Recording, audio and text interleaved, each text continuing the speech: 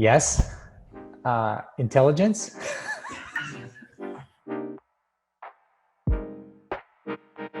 I think that the next stage of machine learning is probably going to be in various applications, because I think we've built out a huge amount of technology and theory and methods, and the next thing will be kind of actually using this to do some good in the world.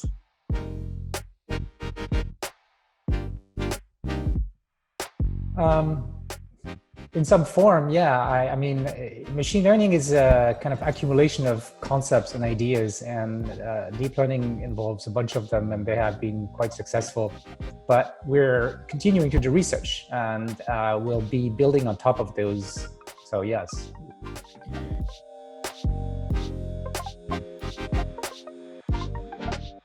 I kind of like the diversity of machine learning. It's not just, diversity in people that is in the field, but also in the ways of thinking, because machine learning is a very open community. It attracts lots of people from lots of different backgrounds.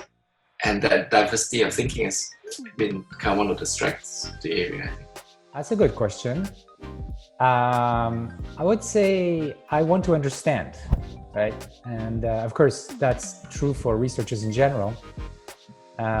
But for AI research, it's special because you want to understand how you understand.